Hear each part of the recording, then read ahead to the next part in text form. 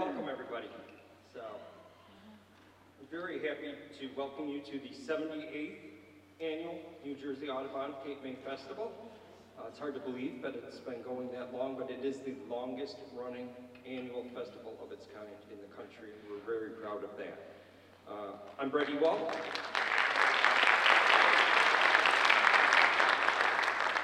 I'm Brett Ewald, Director of the Cape May Bird Observatory, and it's my pleasure to be with you here this evening.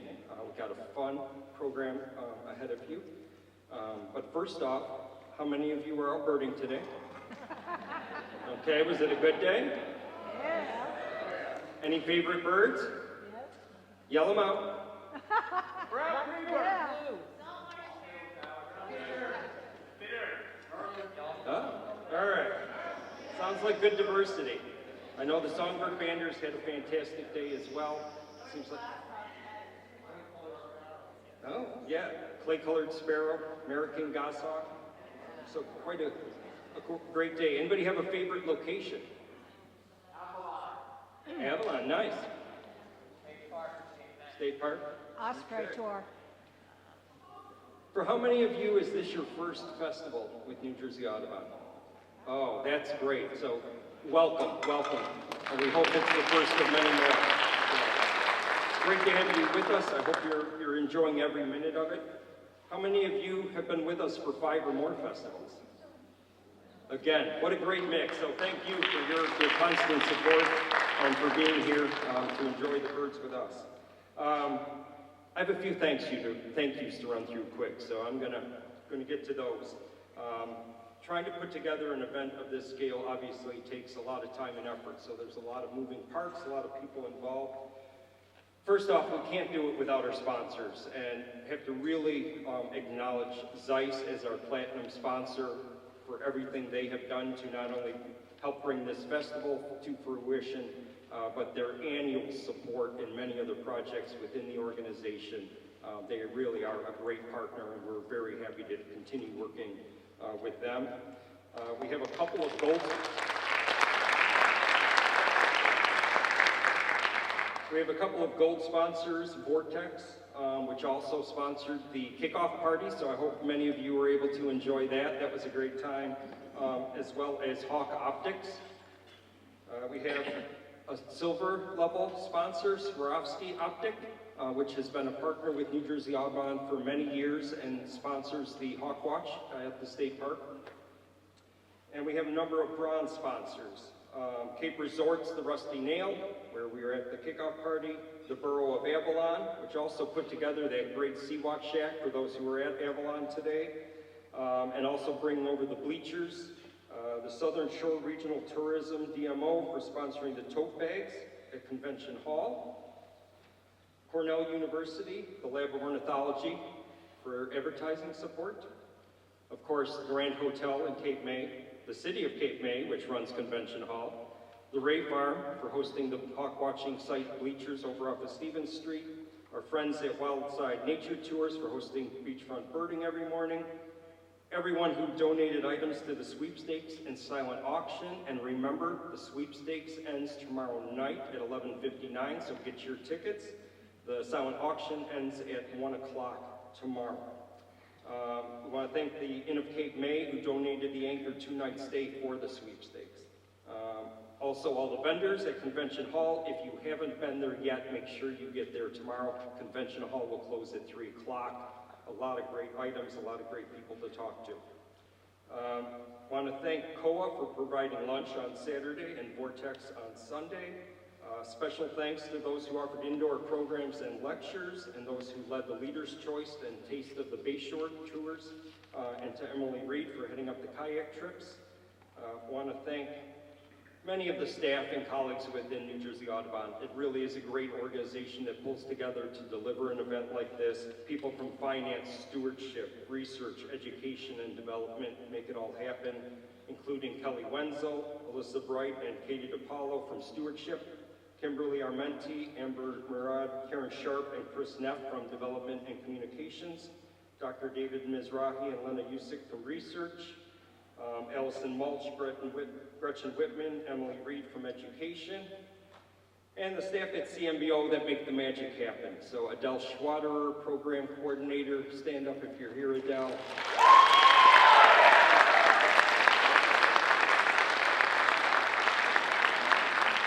Tom Reed, our Migration Count Coordinator, and our Senior Naturalist, Scott Barnes. Our retail staff of Brian Muscatello, Carrie Ann Slaughterback, Jessica Shira-Scullion, Deb Shaw, and Renee Puccina. And of course, the stars of our special events. Special Events Director Lillian Armstrong, stand up.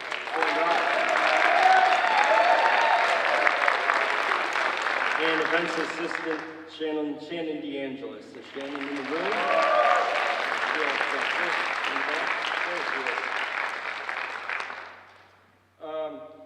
We also can't do what we do with all of our seasonal staff. So we have counters, interpretive naturalists, monarch field naturalists, and banders. So if you're in the room, please stand.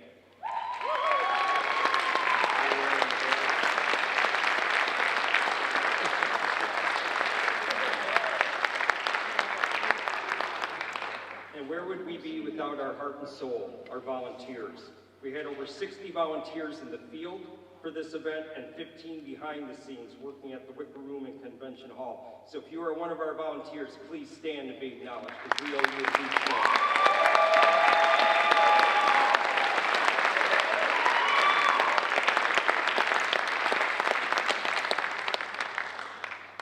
And I also need to acknowledge two people that are no longer with us, but are still in our hearts. Karen McLennan for her support of the Monarch Monitoring Project, and Associate Naturalist Kyle Chellies. So please remember them as we move forward. And then lastly, I want to thank you for being here, for supporting New Jersey Audubon, for being here to take part in the birds and hopefully take that back home with you, and caring about the nature we love. So at this point, I'm going to turn it over to our fearless leader, New Jersey Audubon's President and CEO, Alex Ireland.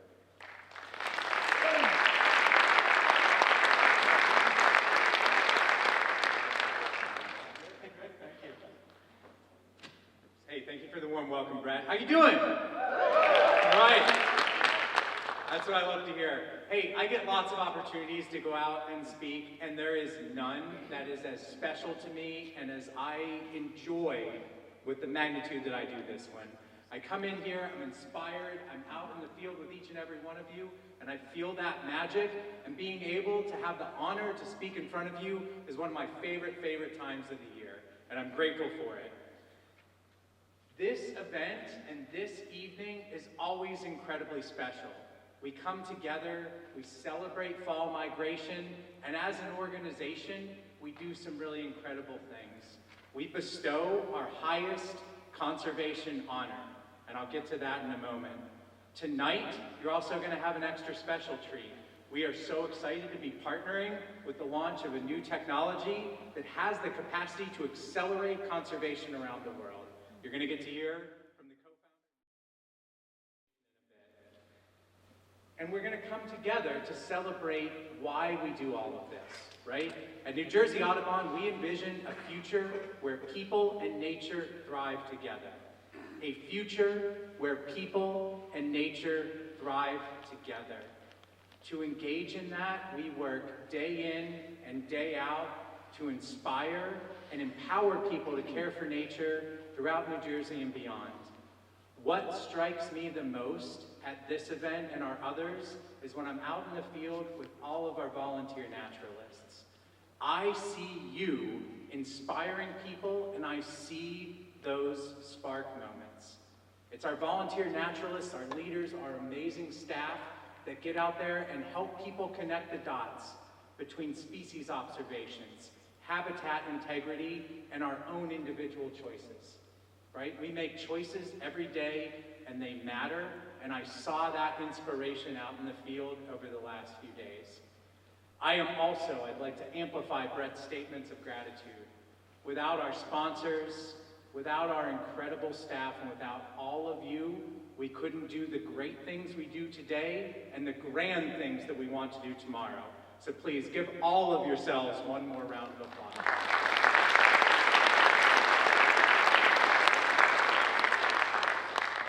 In a moment, I'm going to invite Dr. David Mizrahi to the stage to present our highest conservation award.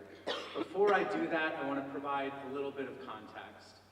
We refer to this as our Kane Conservation Award.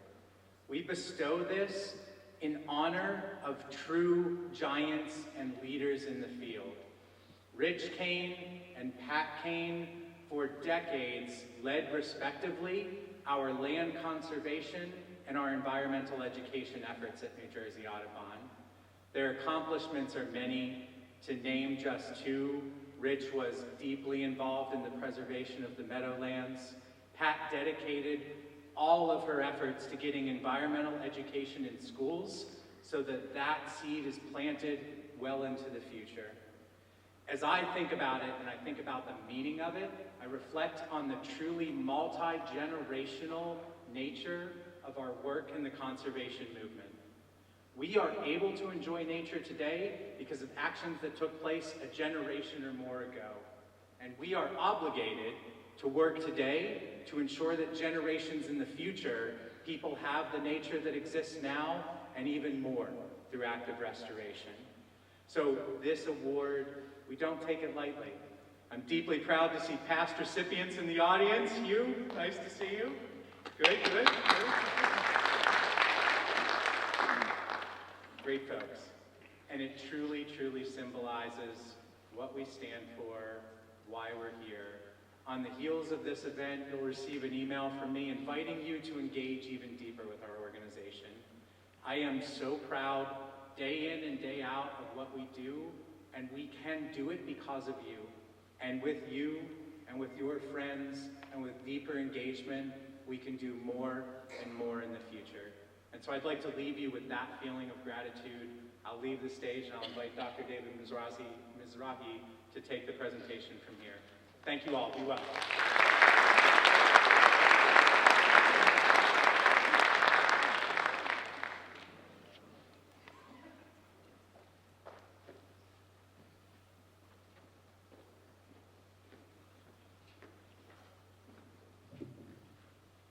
Welcome, everyone.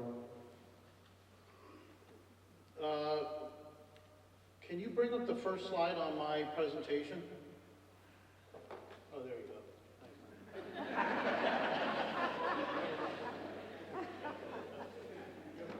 So I can control from the laptop? No, I didn't do that. I'm usually not technologically challenged. Okay, just do it from the laptop. That's fine. Great. Full screen. Appreciate it. Okay. So it's my great honor and pleasure to be the presenter of the 2024 Rich Kane, Pat Kane Award for Conservation Excellence. And this year, the award is being presented to Marion Cabot Welch. And I'm going to talk a little bit about Marion's background and her involvement in conservation before she became involved in the efforts that New Jersey Audubon and our partners have been involved in regarding the Horseshoe Crab Recovery Coalition. So Marion has conservation in her DNA. Her great-grandfather, George Perkins, created the Palisades Park along the Hudson River. I'm very familiar with that. I grew up in New York City, and this was a place that we went as teenagers to romp around and get into trouble of all sorts. She's also related to Carl Alwyn Schenck, who is a pioneer in forestry education in North America. So she has that history. And that legacy, that DNA, is the foundation of Marion's commitment to improving the environment for all living beings. Marion's worked with the Natural Resource Defense Council on issues related to extracting petroleum from the oil sands in Alberta, Canada. If you know anything about that, you know what kind of environmental disaster that is. She's worked with NRDC on mountaintop removal mining, another ecological disaster that for many years has plagued the mid-continent of our country. She also worked with NRDC on the oil spill in the Gulf of Mexico and has lobbied in Washington, D.C. on a host of different environmental issues. Marion's dedicated to that conservation, and she's dedicated with her time and involvement with a number of very prominent conservation organizations like the Nature Conservancy, both in the U.S. and Canada. She actively supports efforts to sustain migratory bird species in eastern North America. She's a supporter of the Yale School of Forestry and Environmental Studies, and she's on the board of Dell Botanical Gardens in Kentucky. So she has quite a resume. Marion believes strongly that if we all gather together to influence education and empower our communities, then we'll have a positive impact on humanity and all of nature, leaving it a better place for our children. And that's what it's all about, passing the torch, making sure that the generations that come after us can move forward this work that we're all engaged in now. That's our commitment.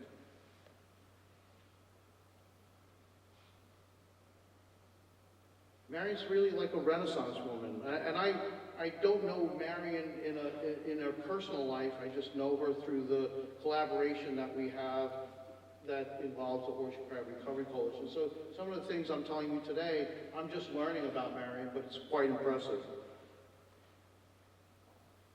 She teaches piano and has been a champion of the Louisville Orchestra, co-founder of the Derby City Chamber Music Festival. She owns a world-famous garden in Quebec. I don't want to, if I say the name and I butcher it, I'm going to be embarrassed. So I think it's French. Les Quatre Vents Gardens. Okay, she says she gave me a thumbs up. Which is a property that's been in your family for generations. And it's a world-famous garden in Canada. So if you get up to Quebec, look it up. It looks to be fantastic. I've seen it on the internet. So tonight I want to tell you a little bit about some recent involvement Marion has had in what we consider a major conservation event, and one that has ramifications for all of us in this room. But at first I'm going to give you a little history, and I'm going to try and do it fast. Lillian's going to give you this in a few minutes, so I've got to talk fast. My New York City should cover the bases here. So in 2000, Dr. Larry Niles, who was the former chief of the Endangered Non-Game Species Program for the state of New Jersey, he and I have been working collaboratively since that time on the conservation of migratory shorebirds that stop in Delaware Bay on their way to the breeding grounds during spring migration, with a primary focus on red knots and semi-palmated sandpipers. Maybe you guys have heard about that.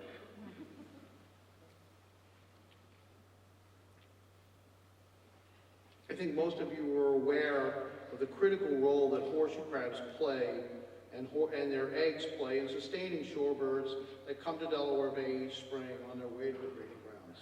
And that's the focus of what the Horseshoe Crab Coalition is all about. And of course, Larry and I understood that, 25 or so years ago when we started working on shorebird conservation.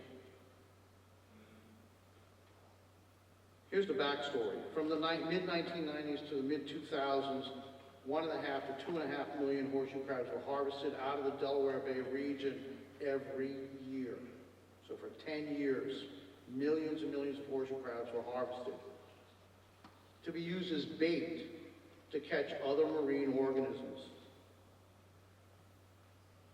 During that period of extreme overharvesting of horseshoe crabs, we saw a significant decline in shorebird populations using Delaware Bay during spring migration stopovers. To add insult to injury, 1 million crabs are harvested annually by the biomedical industry for their blood, which has incredible properties that can detect bacteria in various compounds. And so anybody here that's had a COVID vaccine or receives any medicine intravenously or any injection subcutaneously or has a replacement knee or any artificial body part installed in their body, that has been tested with horseshoe crab blood. Unfortunately, or fortunately, depends on your perspective. There's been a synthetic alternative available for the past 20 years, but that alternative has languished in its approval by entities that really oversee the use of different compounds by the pharmaceutical industry. In 2019, Larry and I had an epiphany, not a religious one, a conservation one. And like I said, we had a full appreciation of the importance of horseshoe crabs, but what we thought about really hard was, what could we do specifically for horseshoe crabs? And how could we create a conservation initiative that focused solely on horseshoe crabs, not only in Delaware Bay, but along the entire Atlantic coast? And so was born the Horseshoe Crab Coalition. Those are our objectives. I'm not going to read them. You guys know how to read. Hopefully you can read that off. But I mean, we had a major goal, and that was to restore horseshoe crab populations to full capacity by 2030. Goals should be ambitious. They're not always successful. You don't always achieve them. But if you set your bar high, you know where you're going, and you know what you have to do if you haven't got there in the time frame that you set. So it's time-bound, it's a goal. The big question we had was, who can we partner with? Because we can't do it ourselves. New Jersey Audubon on its own can't accomplish the kinds of things that we wanted to accomplish. Ending the harvest of female horseshoe crabs for bait, increasing the transparency of the biomedical industry for use of horseshoe crab blood in testing for bacteria, speeding the adoption of the synthetic so that we didn't have to catch and bleed crabs to test pharmaceuticals for all of our global health systems, and to actually do coastwide monitoring. We needed help. We couldn't do it alone. Who were going to be our partners? And where were we going to find the resources, the financial resources to create and sustain something like this? Because conservation is not free. And often conservation takes a lot longer than you ever anticipated it was going to take.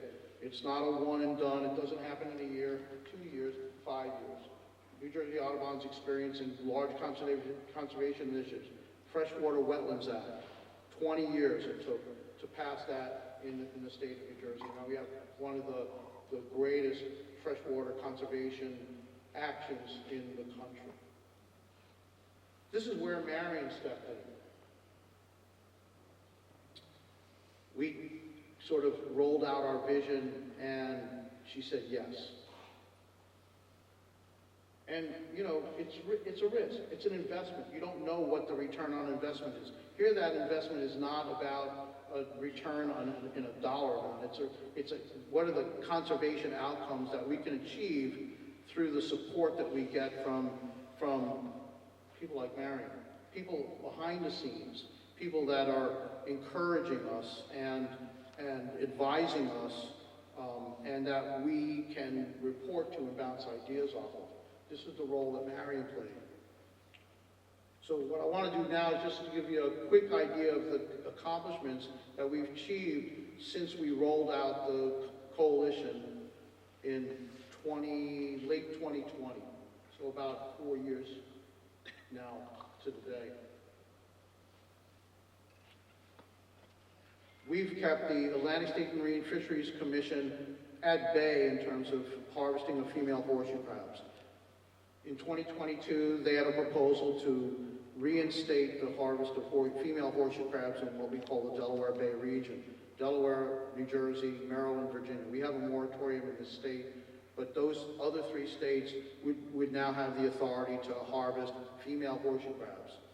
In 2022, the coalition and its partners submitted 34,000 letters and comments to the Atlantic States Marine Fisheries Commission. And the quote from one of the commissioners at the time was, "I don't think we should open up the female horseshoe crab harvest. We don't want to poke the bear." That's all of you guys in the audience, and hopefully in the future you'll be a part of that same effort to keep the harvest of female horseshoe crabs closed.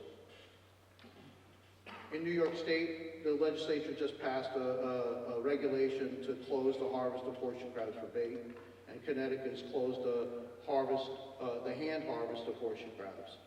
This is all done by the coalition of partners that we have in place. All of this is an accomplishment that couldn't have been achieved without Marion's support.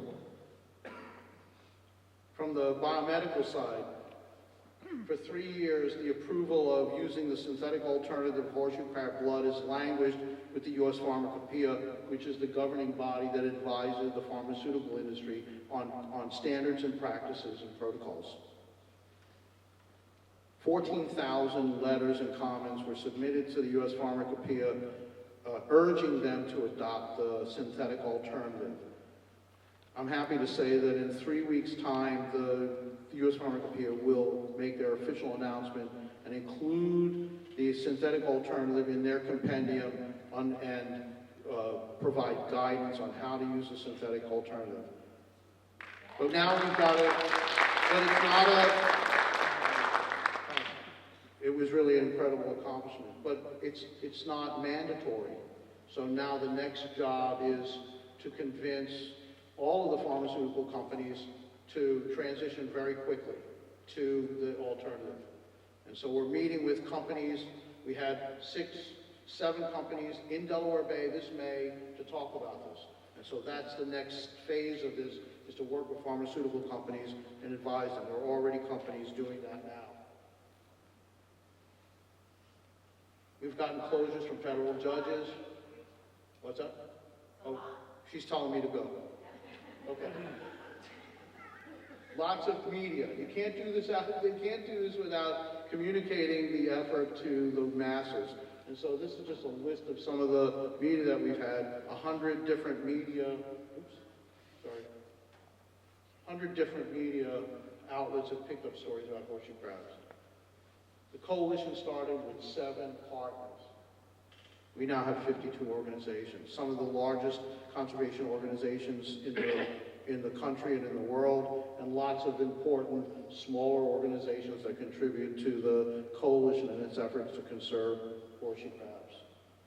Again, thanks to Marion and her efforts to support the work that we're doing.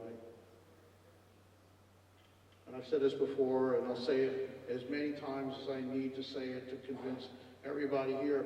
None of this would have been possible without the sustained support from Marion and her trust in the vision that we had for conserving horseshoe crabs and shorebirds. Thanks, Marion.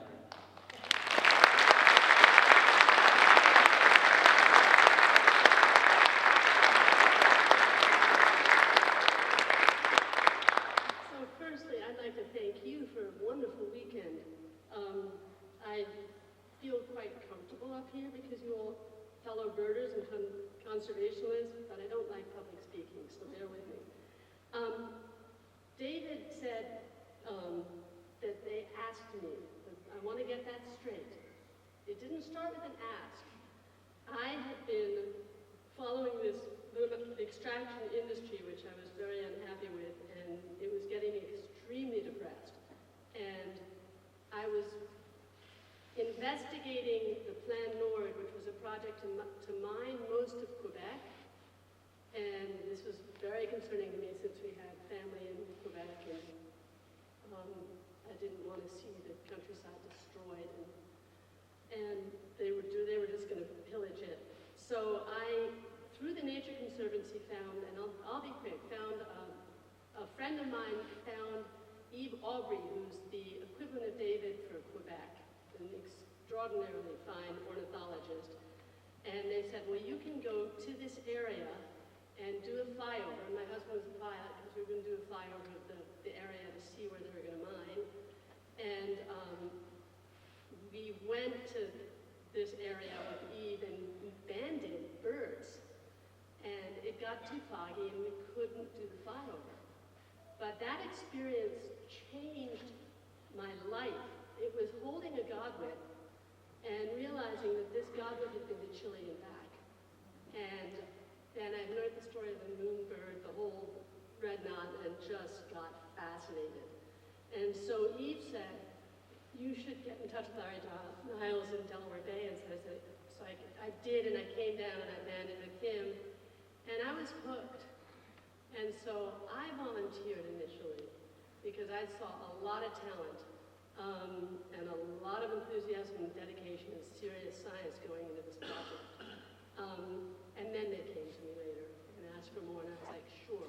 So it's really my place here to honor them.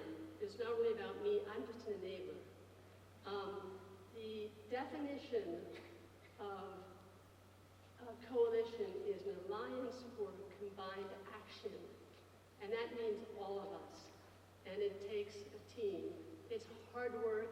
You have to deal with politics, you have to deal with science, you have to deal with people, you have to deal with money, with teams. I'm so impressed by the Audubon, New Jersey Audubon, and just what a willing, open-minded organization it is, and just the enthusiasm for birds and the love for birds. And I think that's where it starts. We just need to support the people who dedicate their lives to these animals. We are beyond conceited to think that we own the world. We share it with so many other species. And I decided it was my goal in life to try to save one, so that's why I'm here. But thank you again for having me, and I'm so touched. And thank you, David and Larry, and the team, and New Jersey Audubon, and everyone who's been involved in this amazing effort. And I'm glad that I've been able to help. Thank you.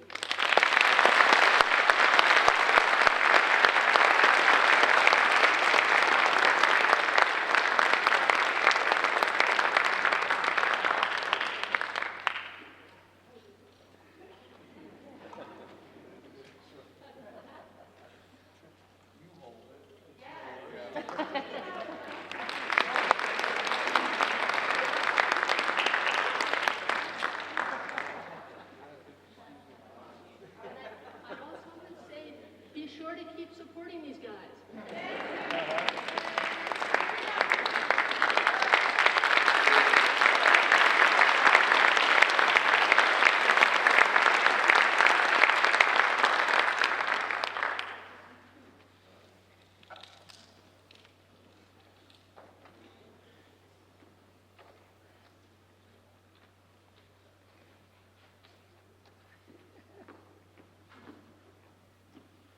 All right, so in just a little bit, we're going to delve into the history of birding in Cape May.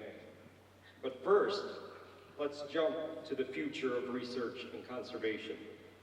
I'm very excited to bring up Scott Whittle, President Terra, to introduce you to that future, a future that has just arrived. Scott?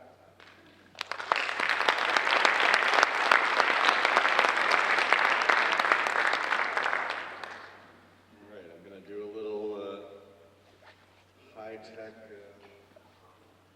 change here. Boom.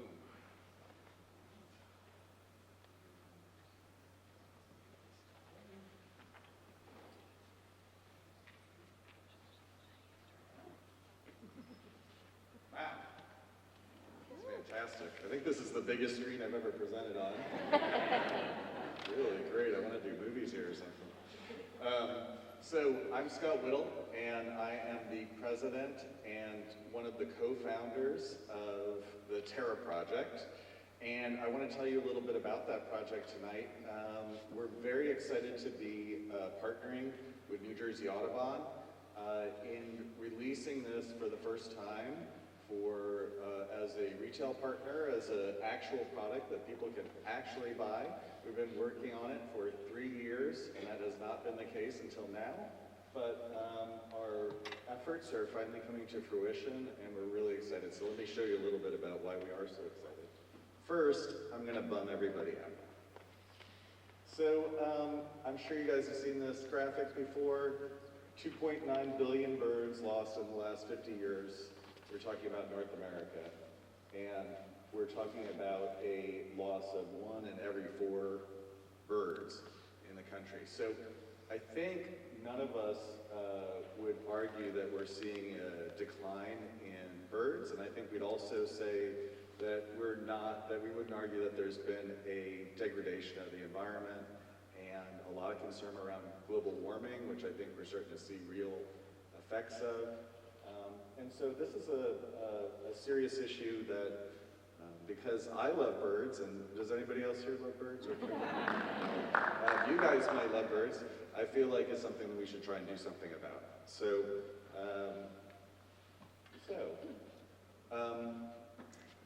Luckily, birds make sounds, and other animals make sounds. And birds make sounds when they're on the ground, and birds make sounds when they're flying overhead. And many birds migrate at night and make little calls that we call night flight calls. And those sounds are all specific to species, so we can actually tell what species they are by listening to those sounds. So, because conservation is driven by data, and because really the more data the better, wouldn't it be great if we could collect a new kind of data by listening to wildlife? So how would we do that? I guess we'd have to put 1,000, 10,000, 100,000 microphones around the world so that we could listen to all these animals and track them. Well, that's exactly what Terra proposes to do. And 4 years ago, Mike Lanzone, who I believe is in the audience, I see an orange hat over there, and I don't know if Casey is here tonight, but the three of us decided to co-found this project. Mike and Casey are the founders of CTT. Here we all are. And CTT is actually headquartered at the Cape May Airport here. It has a very high-tech facility, which has been developed over, well, we've only been at the airport for, I guess, 4 or 5 years, but Mike started this company 15 years ago. I remember when I first saw him at their then headquarters, which was a small house with a bunch of people crowded in there building stuff. Now they actually have over 40 employees, and we can build our own circuit boards, and we even have a machine to cut solar panels, so we do some really cool stuff in there with these high-tech jobs, and it's really just about, I don't know, a 5-minute drive from right here. So that's pretty cool. But anyway, that technology and that experience was critical in creating Terra. So this partnership together allowed us to do the work that we wanted to do to try to solve this problem, which is to find a way to create a giant bioacoustic, we would call it, network around the world so that we could listen to these birds and track them. So we completed that project yesterday, and we actually gave New Jersey Audubon our first production unit and installed it at the Northwood Center. So they are actually using one right now. And so let me tell you a little bit about what this project actually is, what the product is. So this is a Terra, all right? So a Terra station, we call them, is a device that has 2 microphones and a radio antenna in. And this device will actually allow you to listen live to your yard and also identify everything that it hears. So right now we're identifying birds, including night flight calls, and we will soon hopefully be identifying frogs, insects, and even mammals. So we want to create a device that's going to allow us to really gather all the bioacoustic data that we can. It also, like I said, has a Wi-Fi, or rather a radio antenna in it that works on the Modus network, and that means that any bird with a radio tag in the Modus network, which is a protocol established in Canada that we use across North America, it'll pick that up if it flies within a couple of miles of a station, and then relay it to the researchers. And I'll tell you a little bit more about that in a minute and why that's exciting. And we've even been using it for butterflies. I've got a slide on that. And it comes with an app. So the app actually is how you connect your Terra and listen to the wildlife outside your door, and also see all the identifications. You can see there on the left, you'll actually see the IDs there. Not only that, but it'll show you what species are likely for your yard, and it'll also show you your history. So if you want to see what was singing over or calling overhead when it flew overhead in migration last night, the next morning you can actually look and play clips of each of those sounds and identifications of those sounds. So it's a really amazing tool. and at the very least, it will give you the best yard list in your neighborhood. It listens 24/7, it never goes to sleep. So that's all great stuff for the user. There is actually one other really cool feature, which is we actually have public stations we're setting around the world called curated sites. So we have a couple in the Galapagos Islands right now. We have one in Ecuador, Colombia, Panama, but we're gonna have hundreds of sites pretty soon.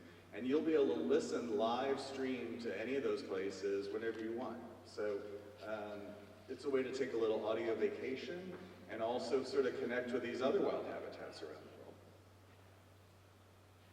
So that's what Terra does right now. A couple of features that are coming very soon are we're going to have live sonograms. And actually the sonograms are going to be able to point out in the sonogram what bird it thinks it is. So you'll see a picture of the sound and also a little mark by that picture that'll say like Wimbrel or Northern Cardinal. This is kind of a weird mix of birds here for one short period of time.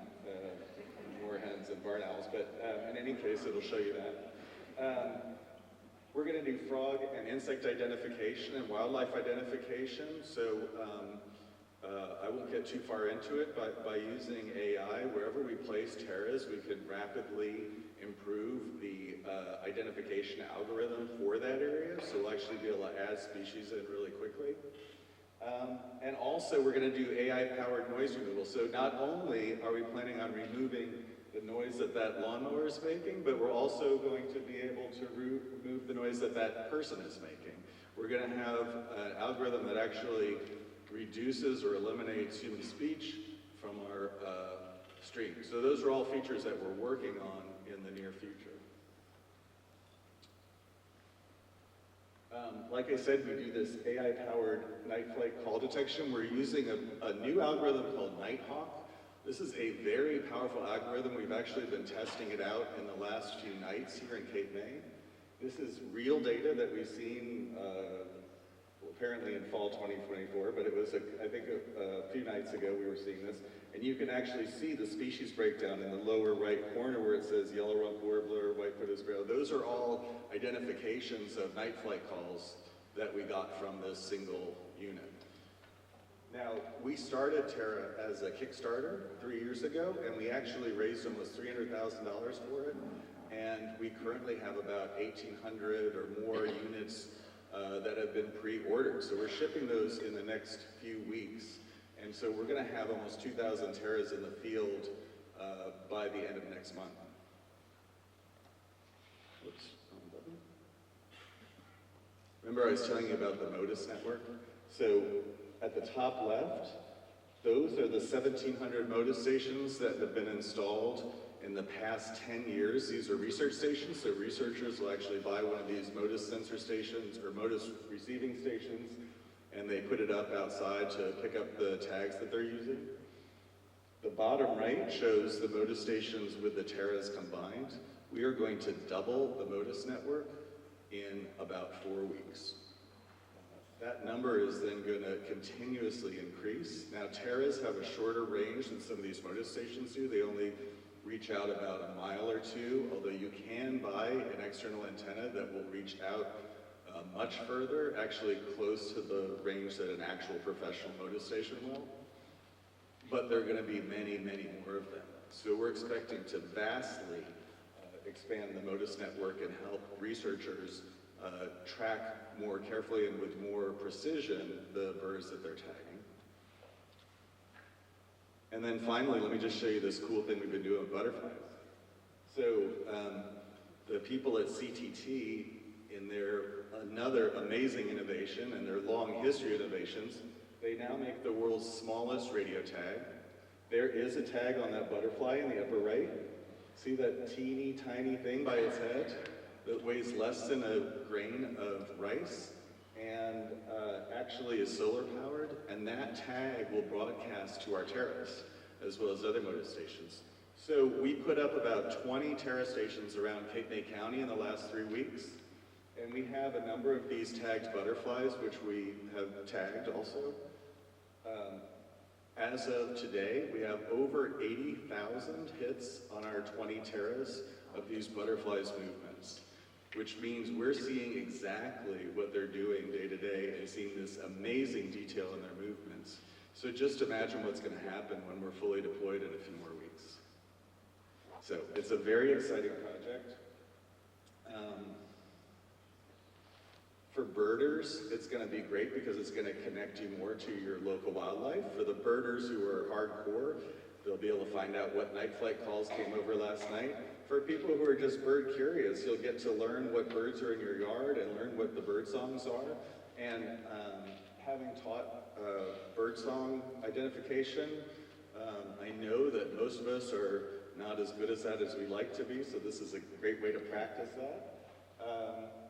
For education, this is a great new opportunity for connecting whole communities to their local nature and teaching them about the birds and animals around them. And for researchers, this is going to be a jackpot of data. This is previously unavailable data source it's really only been available on sort of small scale, and we're about to take it to a very large scale. We're estimating that with just the units that we're giving out in the next month, we're going to see somewhere in the neighborhood of 11 to 12 million identifications per year, and we're expecting to probably multiply the number of terras that we have in the field right now or in the next month by a factor of 10 in the upcoming year or two. So we're talking about tens, if not hundreds of millions of data points that will give us details about the composition of migration and also about the specifics of population sizes. So it's going to give us a whole new set of data. We believe it's going to be one of the, if not the largest community science project in history.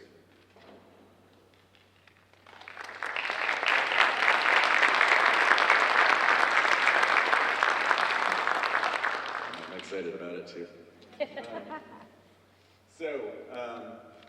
The promise of Terra is great, and I think the power of it is that it not only is focused on creating this new data set for researchers, but it's also involving a vast community of people who are interested and want to take care of the environment around them and learn about it, and I think that that's the real power of it. So I just want to encourage you guys to join our community.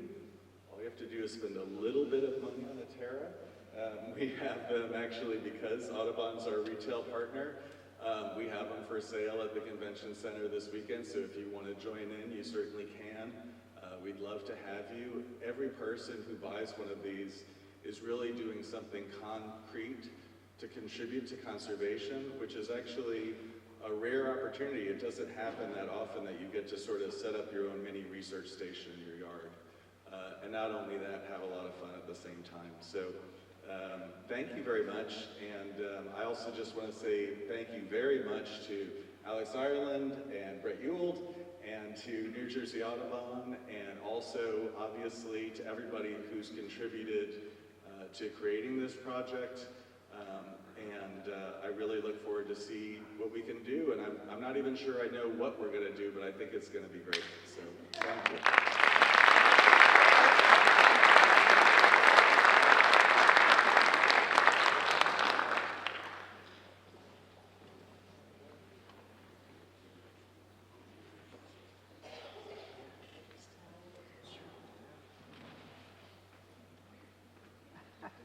All right, how exciting is that? So thank you, Scott.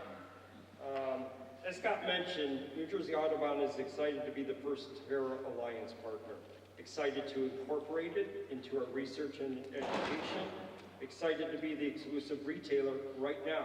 So get over to Convention Hall, pick up your Terra, or stop in at one of our centers soon. We'll carry them at all our centers, as well as our online store, Feather Edge Optics. So get yours and start listening. So now we're going to take a step back in time. Dr. Matthew R. Haley is an ornithologist and historian from Chester County, Pennsylvania, the assistant curator of birds at the Delaware Museum of Nature and Science, and a research associate at the Academy of Natural Sciences, Drexel University, where he earned his PhD in 2021. He has extensive research experience in the United States and abroad, especially in the neotropics, and has authored dozens of research papers about bird evolution, and the history of American science.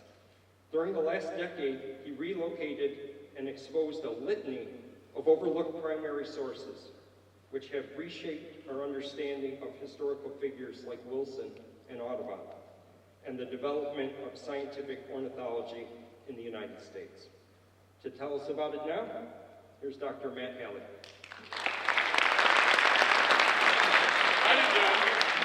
Thanks to our amazing team for pulling it together under duress. Thanks again so much for coming. I'm going to speak this evening a little bit about the forgotten history of American ornithology, and with a focus on Cape May, and especially what we might call Old Cape May. About not quite 100 years ago, there was a very famous two-tome book that, raise your hand here if you've read Whitmer Stone's or even looked at Whitmer Stone's Bird Studies at Old Cape May. There was a reprint in 1961. The original edition is published in 1937. Dr. Stone was a curator at the Academy of Natural Sciences in Philadelphia, and this is where I did my PhD, and where I've been doing a lot of this research on the history of our science. And this tome has basically Stone summarized all the bird records that he could find from the time of Wilson onward, up until the 1930s. And just to give you a little time frame, Alexander Wilson published a 9-volume book called American Ornithology between 1808 and 1814. And Stone had this to say: I've been so impressed by the failure of the ornithologists who were active in the half-century subsequent to the time of Alexander Wilson, and for some years later, to leave us any adequate sketch of the bird life of the New Jersey coast of their day. This is slightly problematic, right? For such a place that we know is so important in the history of ornithology, to have such a black hole in the early days. And so Stone did his best to fill in that hole. There was about 1,400 copies of his book printed in the first edition, and there are, and this is a photograph of the evening of a party releasing the book for the first time, where Stone is holding the book in his hands. He's got this gleeful smile. And there's some intrepid ornithologists of the modern day who have attempted to track every copy of the 1,400 original copies, and there's a spreadsheet. If you have a copy of Bird Studies at Old Cape May, look in the back page of the second volume, and there'll be a number stamped there, and somewhere between 1 and 1,400. I can tell you it won't be numbers 1, 2, or 3.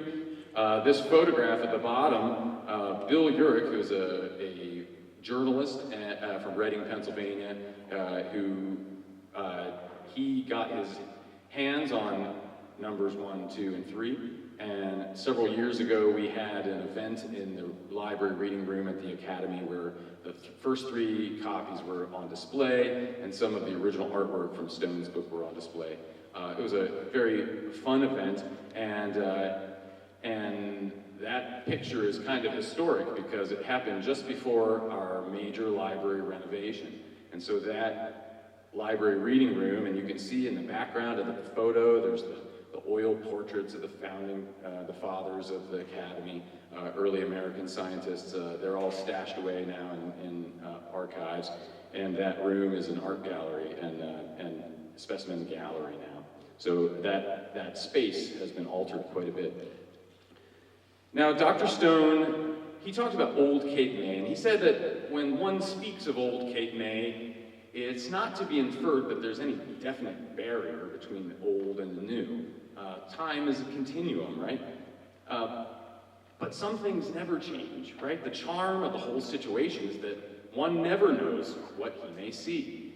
There is always an element of uncertainty. We may awake some morning in autumn, as we did this morning, to find that with a change in the wind, the whole country is deluged with birds, where but a few individuals had been seen the day before, right? That sounds like Cape May of the 2020s. In 2009, I made my first visit to Cape May, and I did so on a bicycle. And we started up up near Heiserville for the World Series of Birding, and this was the very first Carbon Footprint Cup, which was an attempt to do the World Series of Birding without any motorized transportation. And my team and I, on the left there is one of my best friends, Tony Crosdale. We're Philly birders, Bird Philly. And we got on bicycles and we rode about 100 miles between Cumberland and Cape May counties. And we ended up at the Cape, covered in grime and very wet. Around that time, I moved into this historic house in Philadelphia, and it changed my life, and I wasn't quite, didn't know what I was getting myself into. What you see here, this white house, is called the Wick House, the Wick Historic House and Garden. It's in Germantown in northwest Philadelphia, and it is probably the oldest standing home in Philadelphia. And it was owned by a single Quaker family for 9 generations, from 1690 to 1970. And one of the proprietors, the 5th generation of the Haynes, this was Caspar Wistar's home, the Wistar Haynes family. Reuben Haynes, he was the corresponding secretary of the Academy of Natural Sciences during the formative years from about 1813, 1 year after the Academy was founded, until 1831. So this encompasses the entire, the careers of not after Wilson, but Bonaparte and Titian Peale and John James Audubon and Thomas Say. And at this house, in this garden, Thomas Say was one of the founders of the Academy, famous ornithologist. I'm sure you've heard the name Say and the names of many birds. This was the type locality of several species of beetles. This house was the type locality of the queen snake, Regina septum vittatum. And when I say type locality, this is the place where the very first specimens were ever collected that were described in the pages of the Academy's journal. That dark figure on the right is me. I moved into Wick about 2010 after the house transferred from private hands into a charitable trust. There was a succession of resident caretakers that has lasted till the present day. So I've lived at Wick twice, actually, 2 non-consecutive years, and during that time I made some startling discoveries. The first discovery was I located 5 lost letters of John James Audubon that were in the family papers. Reuben Haynes was the corresponding secretary, and he was the guy who, there's a recording secretary at the meetings who writes down the minutes, and then there's the corresponding secretary who sends letters to and from all the naturalists around the world and sends copies of the journal, etc. And when John James Audubon came to Philadelphia in 1824, his point of contact was Reuben Haynes. And at this time, I knew very little about the history of American science. I was already an ornithologist at that time, but I had very little context for these letters when I first found them. And to be honest, Audubon's handwriting was not very legible.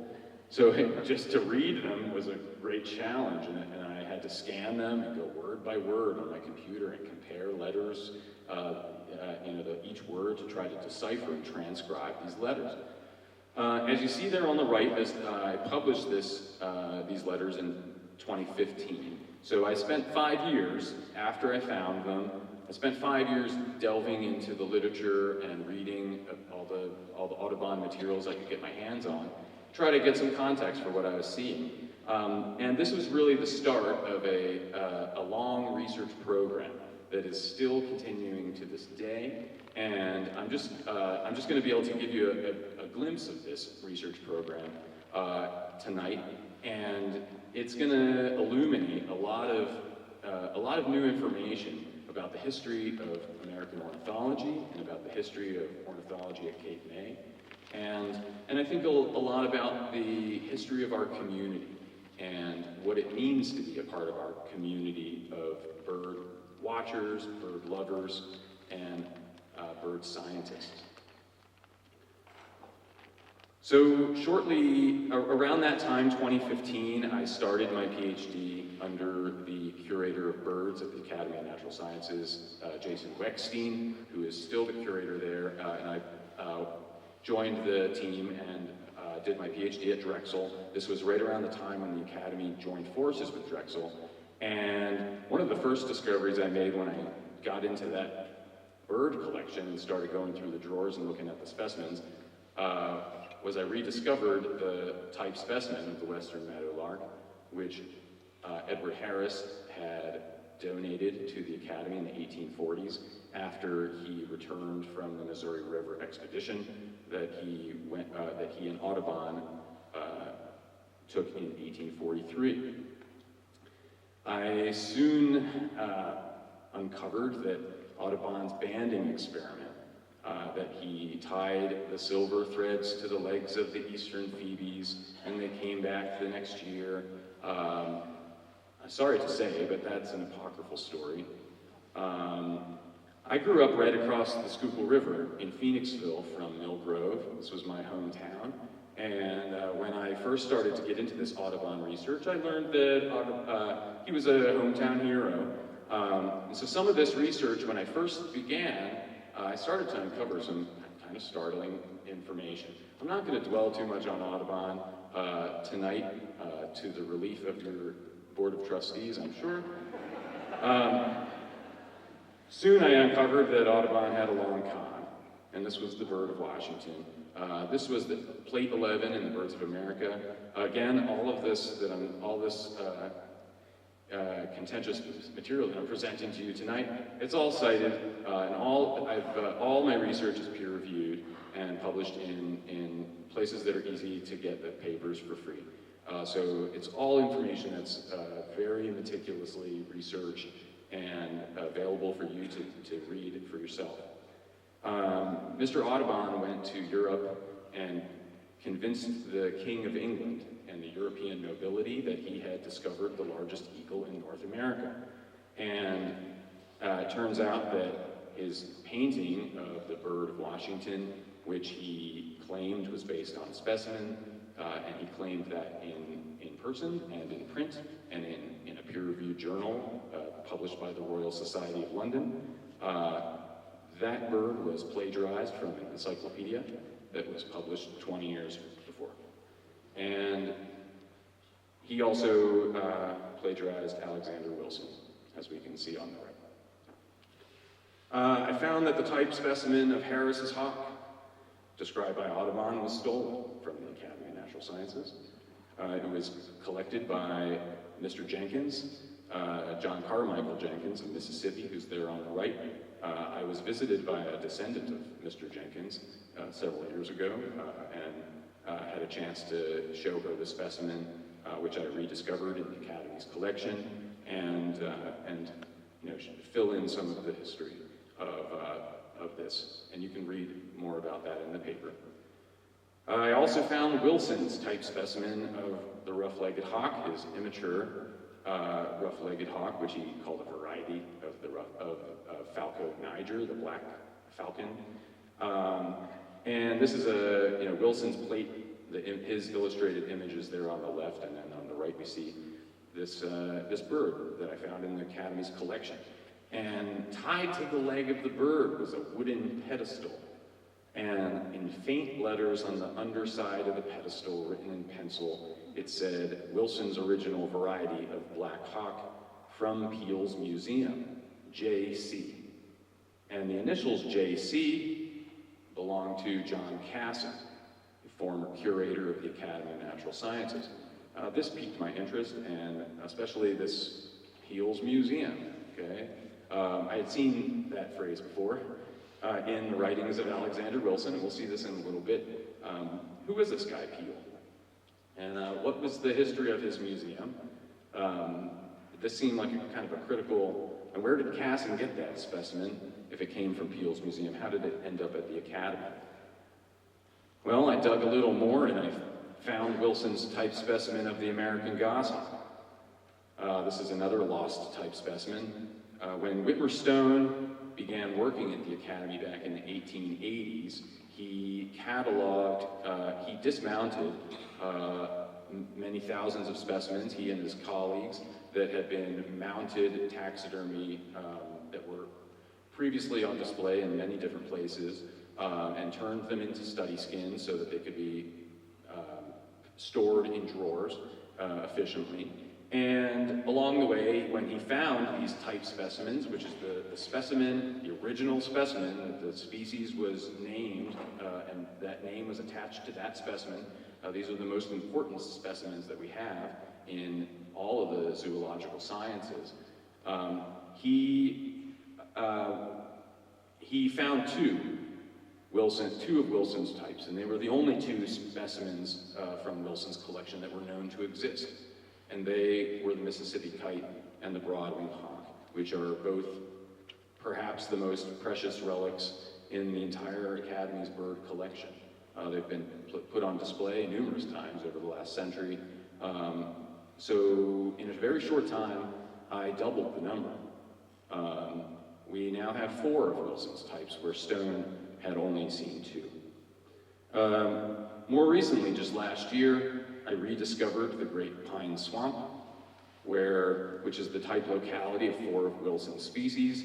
John Audubon claimed that he went to the Great Pine Swamp and that he followed Wilson's track to the Great Pine Swamp, and he claimed that that Great Pine Swamp was near Rockport, Pennsylvania, on the west bank of the Lehigh River, just north of the town of Mock Chunk, which we now call Jim Thorpe.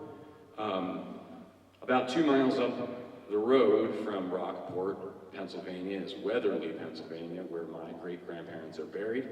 This is my family, the region that my family hails from, where we're anthracite coal miners. And when I read Mr. Audubon's account of the Great Pine Swamp, I thought something was wrong. Clearly that couldn't be the place, because there's no swamp there. Turns out that he didn't follow Wilson's track, like he said, and I followed Wilson's track.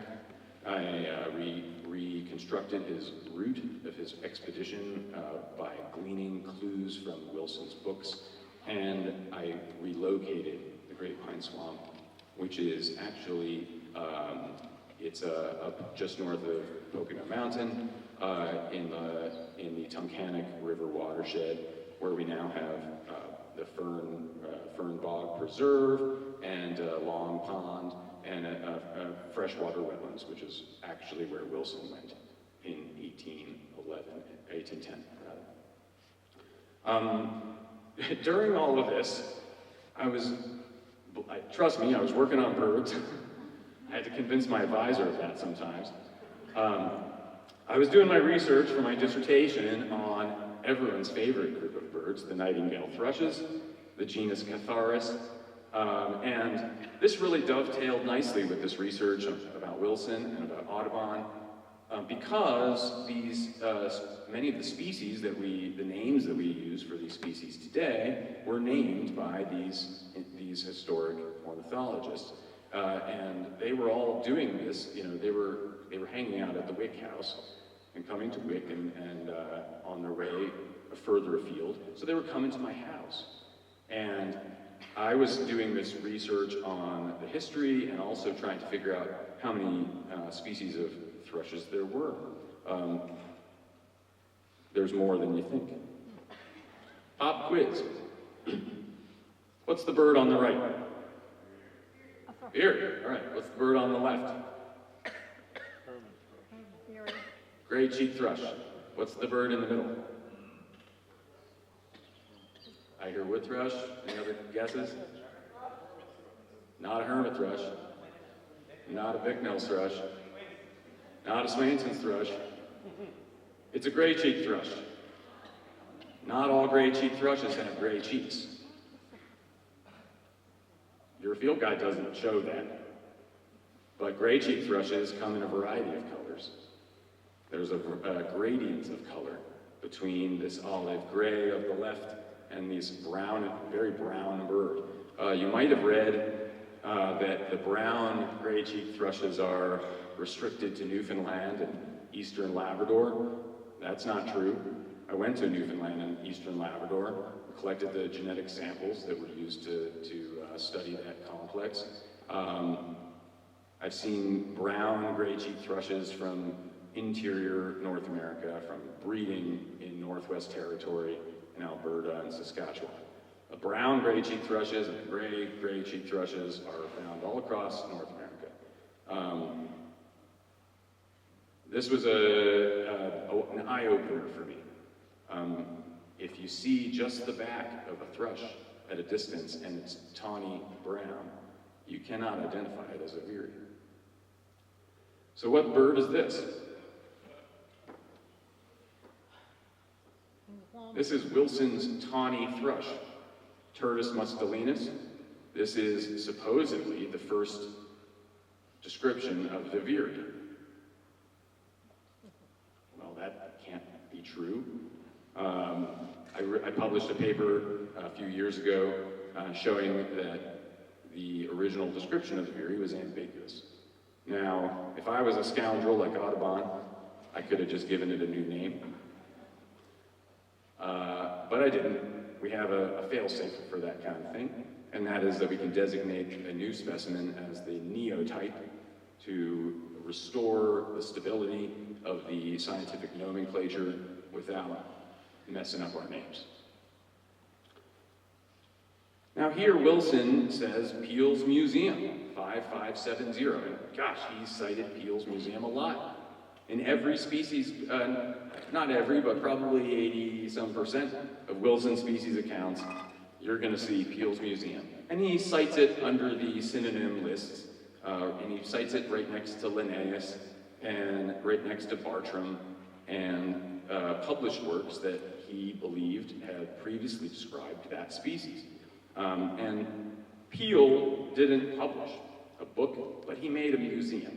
And Wilson considered Peale's Museum to be equivalent to the scholarly equivalent to the works of Linnaeus, or the works of John Latham, or the works of his mentor, William Bartram. Weber Stone did not mention the name Peale in bird studies of Old Cape May. So we might assume that Peale never came to Cape May. Or that maybe just Peale was just a museum administrator, that Wilson really did all the work. On the right, we have this recent book about 10 years ago, Alexander Wilson, the Scot who founded American Ornithology. Some of you in the audience may have read this book by Burton Davis, both former presidents of the Wilson Ornithological Society. They claimed that Wilson was unquestionably the first American ornithologist. And we've heard over and over again that Wilson was the father of American ornithology. And this phrase has been attached to Mr. Wilson for, well over a century. So I began a deep dive into the Peale Museum, and I began a project that I call Ornithology in Peale's Museum. So over the last, 6 or 7 years, I've been intensively building a digital inventory, scouring the archives of Philadelphia, the libraries, hundreds of pages of overlooked primary sources. I found the original accessions book from Peale's Museum where the donations were entered when they came in.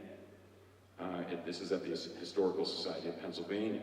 Ledgers, catalogs, Peale's lectures on natural history, you're going to hear a little bit about that coming up. Letters and diaries and memoranda, newspapers, broadsides, we went through everything.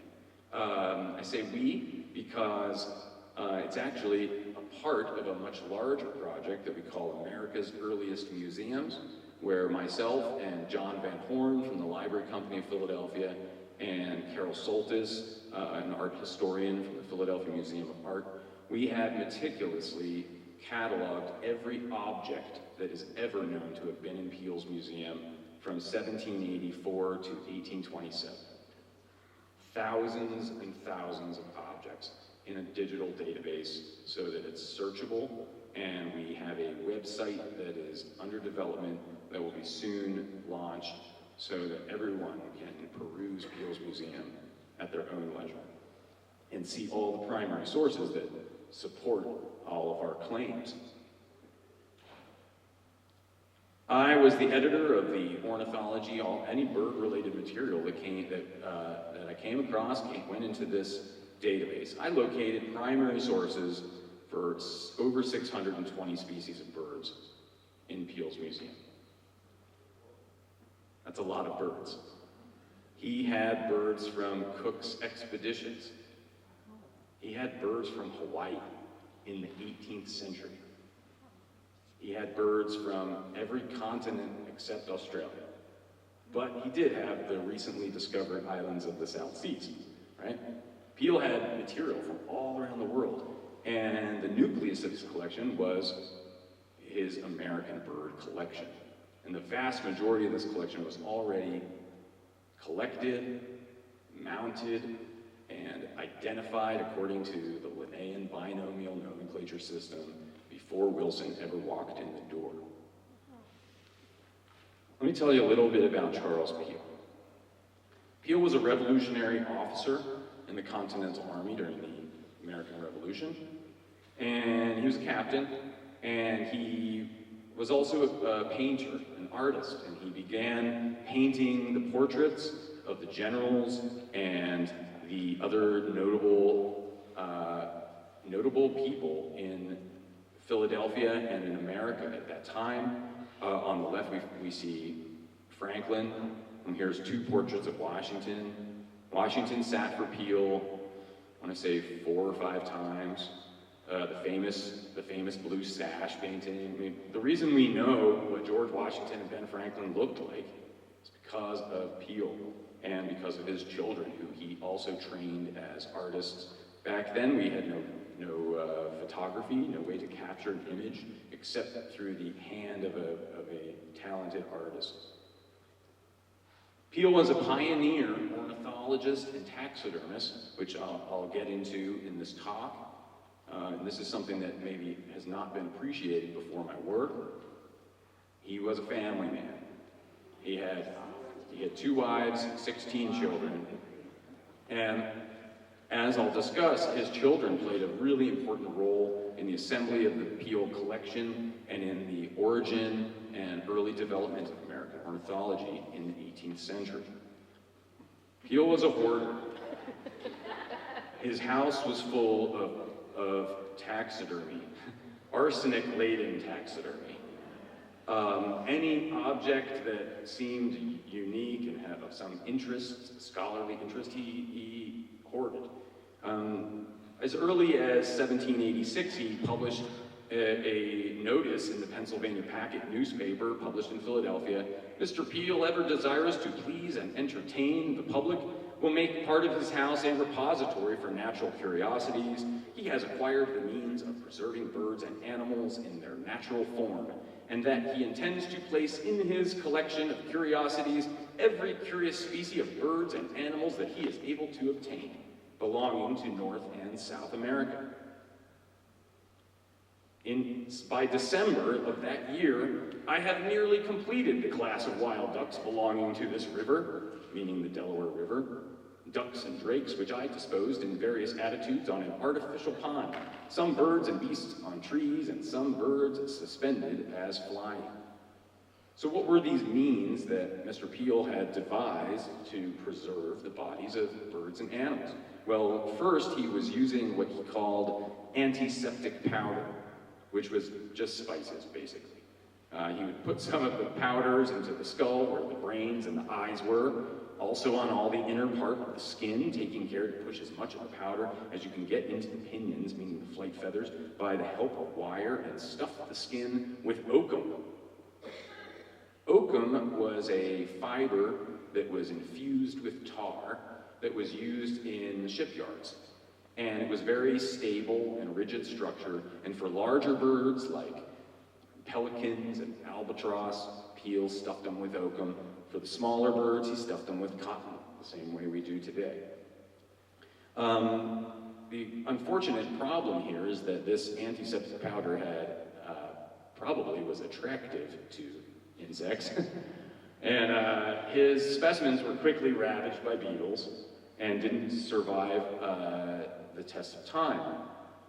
So in 1788, he had just gotten back from a collecting trip along the Chesapeake Bay in Maryland, and he began to experiment with a hot arsenic bath. On the evening of July 9th, 1788, after first experimenting with his new technique, he wrote to his friend, "I began and continued my labor this whole day in washing my birds and beasts in the arsenic water. Having my hands continually wet, I find a considerable soreness at the ends of my fingers, so much that I had a small fever at night and some restlessness." So Peel was putting his body on the line for ornithology. In 1788, just for reference here, Alexander Wilson immigrated to the United States in 1796. So this is 8 years before Wilson arrives in America. Now I mentioned here that Peel was a family man. His eldest son, Raphael, took one of the first expeditions to French Guiana and northern South America, and was a prolific collector for the museum. His son Rembrandt became one of the most famous American portraitists, and the Peel children sat with they were students when Washington and Lafayette and Franklin sat for their father, for their portraits to be painted. The Peel children set up their own easels behind their father, and they also painted the portraits of these famous individuals as part of their training. Titian, who is up in the upper left corner there, Titian became a prolific collector and taxidermist. Rubens eventually took over the management of the Peel Museum in about 1808, 1809, when Charles transitioned into retirement. And Sophonisba, who is Charles's daughter, was the first female American ornithologist. And we're going to learn a little bit more about her as we go. Now, does anybody recognize any pattern here in the names? These are all Renaissance painters. Peel was a painter, and he named his children after legendary Renaissance artists. Sophonisba's middle name is Anguiscola. Sophonisba Anguiscola Peel, named after the famed Italian Renaissance painter, Sophonisba Anguiscola. So during this period, they developed a foreign specimen exchange with naturalists in Sweden, with naturalists at the Natural History Museum in Paris, and with natural history collectors in London. In 1792, Peel wrote to his colleague in London, "I therefore make you the proposal of sending you all the variety of this country for an equal number of European species.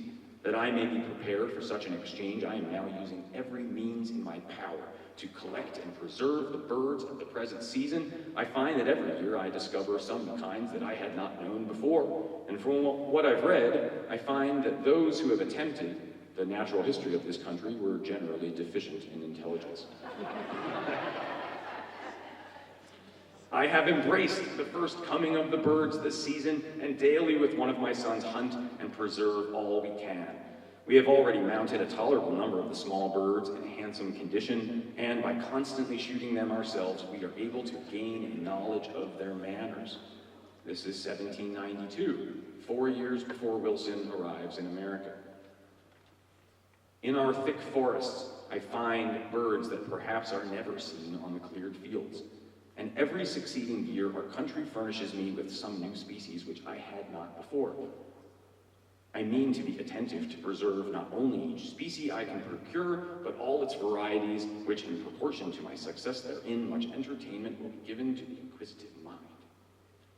Peele was a scholar and a polymath. And around 1794, 2 years after he writes this little passage, he moved his museum from his home on Sansom Street into Philosophical Hall. That building right there, and it's still standing. This is Independence Hall on the left. This is the south-facing lawn of Independence Hall, which at that time was the Pennsylvania State House. And you can see, this is Thomas Birch's wonderful view of Philadelphia, published in 1802. And you can see there in the background, above the door, there's that sign, museum.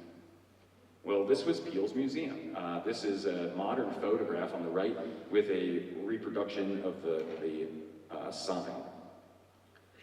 Shortly before they moved into the Philosophical Hall, Peele's wife Rachel passed away. And about a year later, he remarried Elizabeth de Peyster and began expanding the family more with his second wife. And things were going great with the Peele's museum, with their whole family enterprise. This was a family business of ornithology in the 18th century. Now, by the way, if you go to eBird, you're not allowed to enter any bird records before 1800. I've sent them some emails about this, and they haven't budged. So maybe we should start a petition. In 1798, tragedy struck. You may be familiar with the yellow fever epidemic in Philadelphia in 1793. This was a great calamity, and Philadelphia wasn't a one-year event. The yellow fever lasted for several years, for a couple decades, in fact. It seemed to resurge every summer. And at the time, they thought the yellow fever was caused by noxious gases that were emitted from the ground.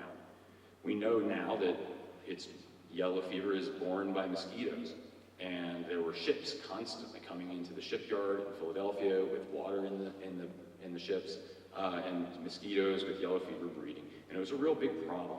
And tragedy struck the Peele family, and Titian Peele died at the age of 18 of yellow fever. And this is a musical number written by Rembrandt Peele, who was Titian's brother, that was performed in the museum. And this was a turning point for Charles Peele. Titian at that time was his number one hope for the museum. He saw Titian taking over the museum after he retired. Titian was one of the best taxidermists around, and suddenly he was gone. And so Peele put the pieces back together that following spring after Titian's death. He mounted an expedition to Cape May in 1799. At 12 o'clock, I left Philadelphia in a scout, bound to Cape May with the intention to collect subjects of natural history. Having Mr. Fenton to assist me with my mulatto man Moses, I carried with me 5 guns, one of them a rifle, with plenty of ammunition, and expect to preserve a considerable number of seashore birds, it being a season very favorable for the purpose. My mulatto man Moses. This is Moses Williams. Mr. Williams was born into slavery in Peele's house. His parents were emancipated in 1786, but because of Commonwealth law, Moses was required by law to remain in Peele's service until the age of, until 1802, I think, 1802 or 1803. Like many African Americans of this period, the history is very murky. It's difficult. There are a few primary sources to tell Mr. Williams' story. Moses Williams was the first black American ornithologist in the 18th century, before Wilson. Peale said he acquired a considerable good handling of bird specimens. After he was emancipated, he married Peale's white cook. He worked in the museum cutting profiles with the physiognotrace. Peale wrote after this expedition to Cape May, "I've just returned from the seashore, where I've taught Fenton and Williams so well that much of this labor in the future will be taken off my hands, and I have also made a beginning to teach Rubens and Sophonisba how to help me in my preparations. Therefore, it is by this combined aid, in a short time, I may promise myself liberty to study and draw up a course of lectures on natural history, which I am determined to commence in the ensuing fall." He did it. Peale, that fall, began a course of 27 unpublished lectures on systematic ornithology. He described over 600 species of birds in his lectures. The lectures were overlooked by Wilson, overlooked by Casson, overlooked by Stone. The reason they were overlooked was that they were passed down in the possession of his son, Titian Ramsay Peale II. The very month, November 1799, that Charles Peale began delivering his ornithology lectures in Philosophical Hall to paying members of his museum. His wife, Elizabeth, gave birth to Titian Peale. And this is the Titian Peale you may have heard about. Titian would grow up to be the most famous American ornithologist. He joined Thomas Say on Long's expedition to the Rocky Mountains in 1819, where they discovered the lazuli bunting and Say's phoebe and the rock wren. And he also would later join the U.S. exploring expedition and circumnavigate the globe. And the lectures of his father were in Titian's possession when his father died, and Titian held on to them until his own death in the 1880s. Titian was born in Philosophical Hall, in the museum, while his father was delivering the lectures.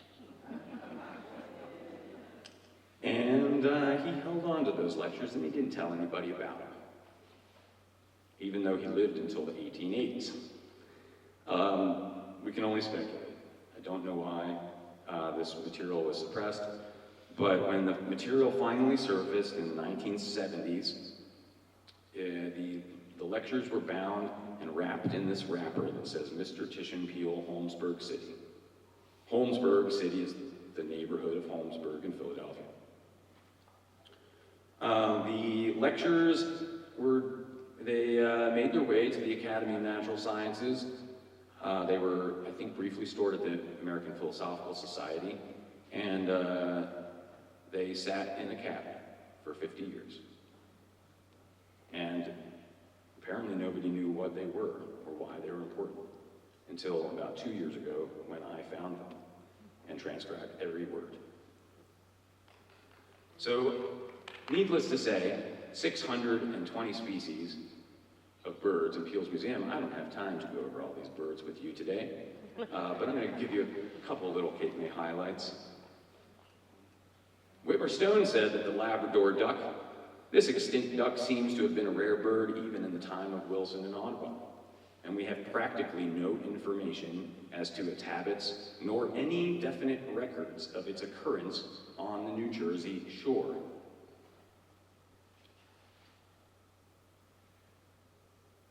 Peale described the pied duck, commonly called the sand shoal duck. The lower part of the bill is black, the upper part, ... I'm going to cut out his long description. He gives the Linnaean binomial name, Anas labradoria, Linnaeus, the pied duck of Leyden. He cites Pennant. He says the female has the bill like the male. He gives a description of the female. He had a male and a female. These specimens I found in our market and is a rare bird brought from Egg Harbor. They are rare. As far as I can tell, this is the only definitive specimen record of Labrador duck from New Jersey. He also wrote in an unpublished essay called The Walk Through the Philadelphia Museum in about 1805 that the pied duck deserves our notice as a rare duck, or not much known even to naturalists. They are brought sometimes to our market from Egg Harbor.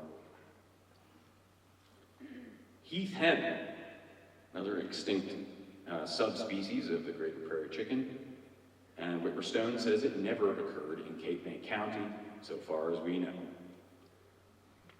Peel said the chickens of the these chickens of the heathcock, which I got at Cape May in the month of May, the hen had with her, according to the account I received from the man who gave them, more than 12 young ones.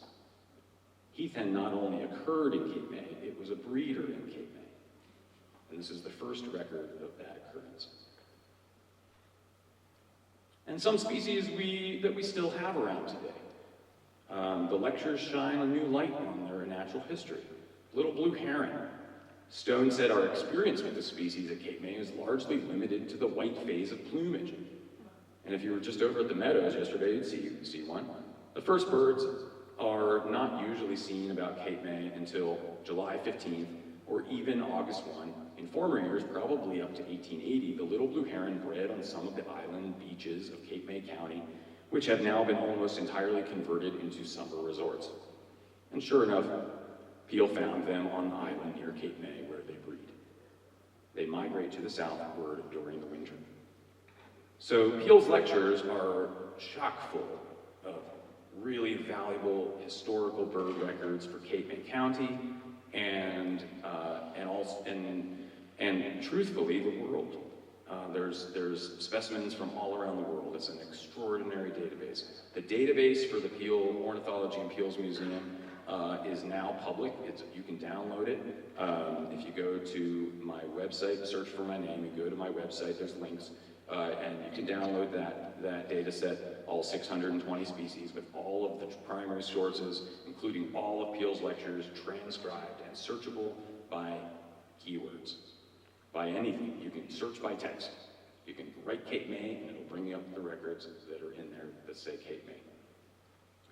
So about 1802, when the United States government moved to its new capital in Washington, D.C., the State House was vacant for the first time in memory. And Peel saw an opportunity to expand his museum, and so he rented space in the vacant Independence Hall. On the left, we see the long room on the second floor of Independence Hall, a photograph taken about 1920. And on the right, we see a watercolor painting by Titian Ramsay Peel of the interior of the long room about 1820. You'll notice on the left-hand side are glass cases filled with taxidermy birds. This is the room into which Wilson walked in the spring of 1804, shortly before he embarked on his great work, American Ornithology. To sum up some of the North American species in Peel's collection, this gives us a little idea. On the y-axis, on the left, we see the number of American species from 0 up to about 320. And a timeline on the bottom, which extends from 1785 to 1845. About 79% of the species, of the North American species that were in Peel's museum, the oldest primary source that I've been able to locate was written by Peel. About 12% were written by Wilson, and another 9% by later workers, including Bonaparte, Say, etc. The number of birds that Wilson, the sources that Wilson is the oldest source for, the yellow bar, is probably their true number is smaller, because I would venture to guess that some of the species Peale already had, I just haven't found the Peale source yet. This is a work in progress. Now, the main takeaway here is that Wilson was not the father of American ornithology. But he was an exceptional ornithologist, and he made very important contributions. Indeed, he actually knows more of the American birds than any man I've been yet acquainted with, Peale said, and I have no doubt that he will make a valuable work of his ornithology. He is not only a poet and a faithful historian, but a man of great modesty, possessing an indefatigable industry in whatever he undertakes. And Peale wrote this in 1808, just as Wilson was about to publish his first volume. So the purpose of my research is not to pull Wilson down from his pedestal or to pull Audubon down from the pedestal, as I've been accused, but to build up the pedestals of all the other contributors around Wilson, around Audubon. Peale, I hesitate to call Peale the father of American ornithology, or any person, because truly it was a community that built American ornithology, not just one person.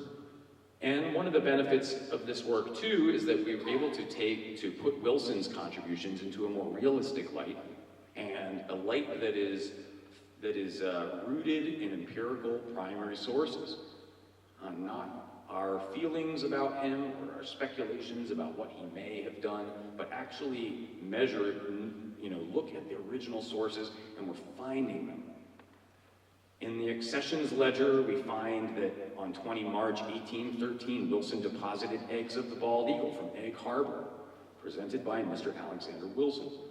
One of those eggs is still extant in the Museum of Comparative Zoology at Harvard. And I had the great pleasure of holding that egg just last year. The contributions of women were foundational to American ornithology. Sophonisba was not only preserving specimens well, but she also accompanied her father in hunting excursions and was fond of shooting with the little footsies. It gives me pleasure to learn that Sophonisba has become a collector, Rubens said. The museum will now in short time have the catalog in frames over each box. Sophonisba has advanced so far that I've now taken out of the room the book catalog.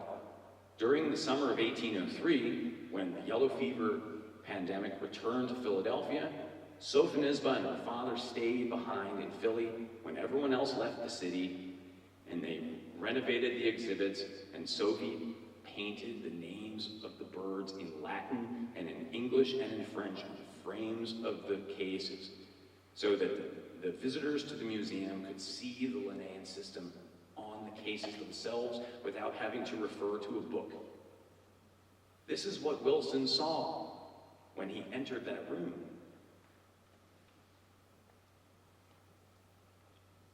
I gotta say, the 20th century, I'm a fellow and a life member of the DVOC, which did not admit women until the 1980s. The bigotry of the 20th century was the unfortunate result of a collective amnesia.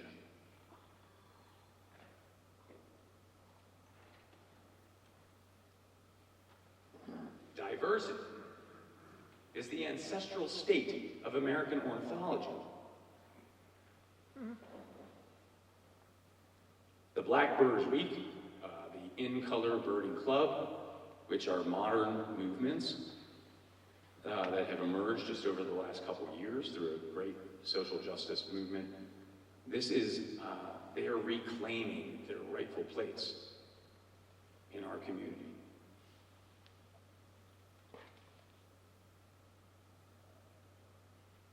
Bird Names for Birds is also the ancestral state of American ornithology. It's not some modern woke movement. It's the original state of our community. Peel wrote, "There is also another unmeaning custom, which it is still more essential for us to get rid of. I mean that of naming subjects of nature after persons who have plumed themselves with these childish ideas of their being the first discoverers of such and such things. It would be preferable to give names descriptive of the subjects, but the most ridiculous and absurd is that of giving a name after some person who's supposed to be the first that has taken notice of a natural production.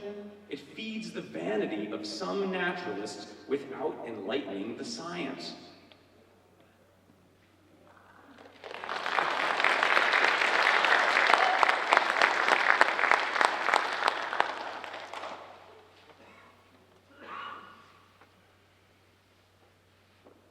If we're going to go forward, we need to know where we came from. And so that's the goal of my research. And I think it takes courage to go forward. And I'd like each of us to think about our community and how we fit into it, and where we're going, where we've been. This is a great inflection point in the history of American ornithology, in the history of American science, and in the history of America.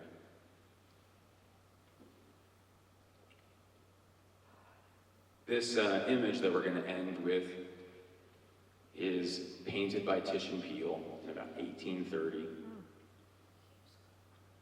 That's Stone Harbor. That's 7 Mile Beach, Stone Harbor. If we care about the conservation of New Jersey and of wildlife in an era of global climate change, the hard truth is that we have to de-develop the coastline of New Jersey. If you want if the sea turtles are going to survive climate change, they need to nest on the coast of New Jersey, because they have to move their range northward. It's the only place they can go. If we care about conservation, we have to take personal sacrifice to reimagine the landscape of the United States.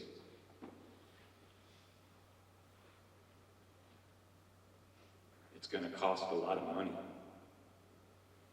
It's going to take a lot of courage. But it's the only solution. We have to fix the landscape matrix to make it habitable again for the birds. So this is the inflection point. Big ideas, big courage, big motion.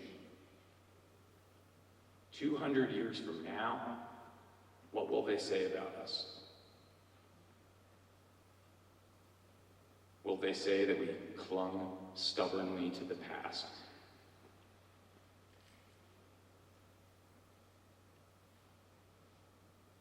Or will they say that we were the courage, that we were the spark that started a revolution? It's up to us to decide.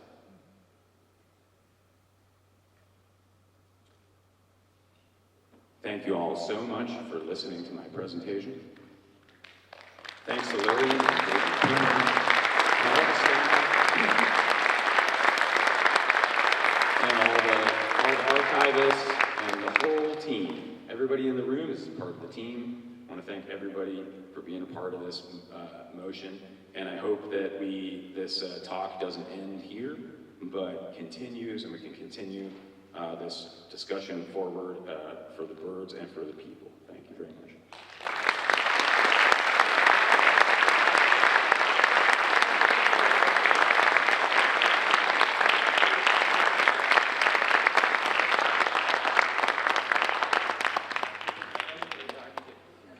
Are there any questions in the audience? I can't really see. I just see a white. I got one right here.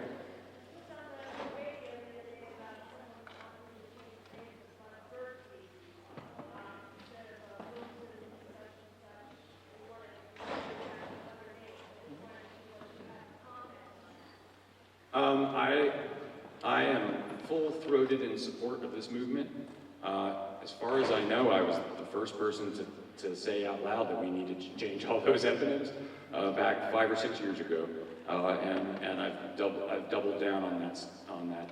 I think we need to wipe the slate clean and create the inclusive society that we dream about in a democratic way. Any other questions? Are you going to publish that book are you going to publish the book that you found, Appeal? Oh, the Lectures of Peel. It's already up. It's online. You can download it for free. You don't have to pay me for it. Yep. Anybody else? Peel's Museum, Independence Hall still stands, Philosophical Hall still stands. The specimens in Peel's Museum were dispersed in the late 1840s. The majority of the specimens were divided into 2 halves. One half went to P.T. Barnum, the circus promoter. He displayed them in his museum in New York City, which burned in the 1860s. The other half went to Moses Kimball of the Boston Museum. Later it passed to the Boston Society of Natural History. Then it ended up in a guy named Charles Maynard's barn in Massachusetts for a couple decades. Unfortunately, all the original labels were destroyed and lost, and all that's left, the remnants, are in the Harvard Museum of Comparative Zoology, where I've examined them. Only 2 specimens have their original Peel label left, and those are the Chinese golden pheasants that George Washington gave to Peel in the 1780s. And the original wooden label from Peel's Museum says, "Presented by General Washington." The paintings were dispersed as well, sold in an auction in the 1850s, went to many, many different purchasers. Eventually, most of the paintings were reassembled in the 20th century and are on display in the Second Bank of the United States, the Parthenon structure that was created by William Strickland, right down in the Old City, and they're on display most days of the week for free to the public. So go see the portrait gallery of Charles Peel. It's great.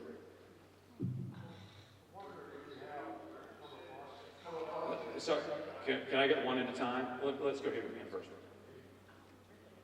You got it. I'm wondering if you have any information about anything about contributions from our native people. Great question. I'm currently, this is my next project. I'm working on indigenous knowledge of American birds. I have indeed discovered a lot of lost knowledge by indigenous scholars that were in the diaries and notebooks of various individuals during that period who interviewed Native elders and who passed through Philadelphia during that time. And I'm working with some members of the Lenape tribe of Delaware to reassemble this lost indigenous knowledge. So it's forthcoming. Yeah.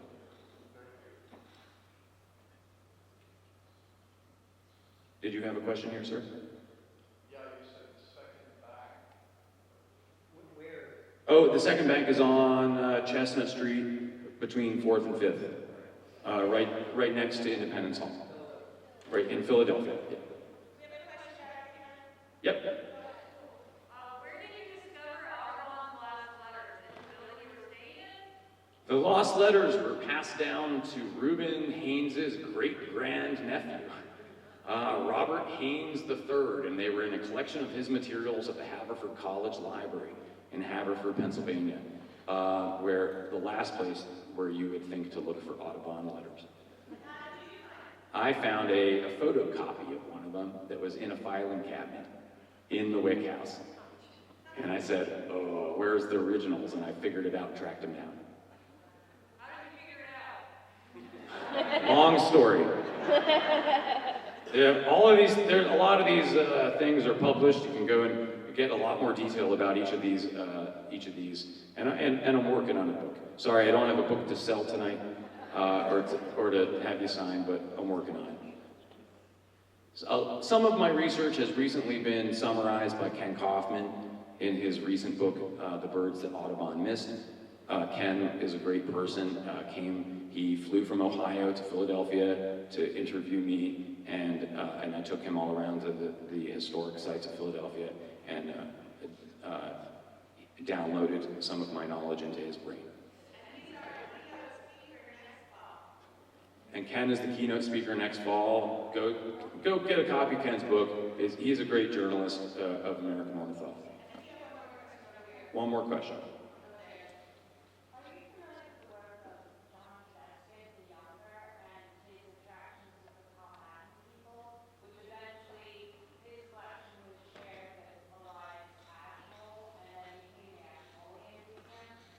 I'm vaguely familiar with it, but it sounds like you've got a lot of information. I'd love to learn more. She was asking about some of the native materials and knowledge that made their way to the Ashmolean Museum, another historic museum. Yep. Any more questions? All right, that's it. Happy birding. Thank you so much.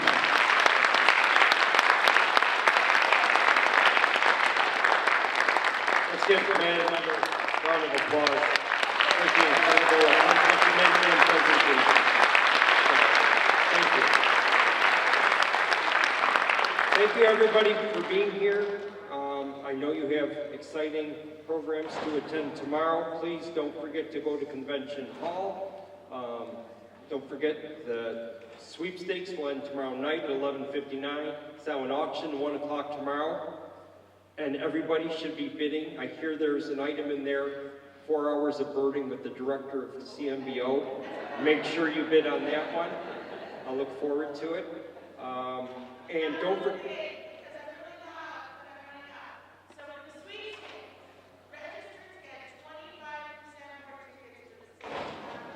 Registrants get 25 more tickets for the sweepstakes. 25% more tickets. That ends at midnight tonight, so everybody should be going immediately from here and getting tickets.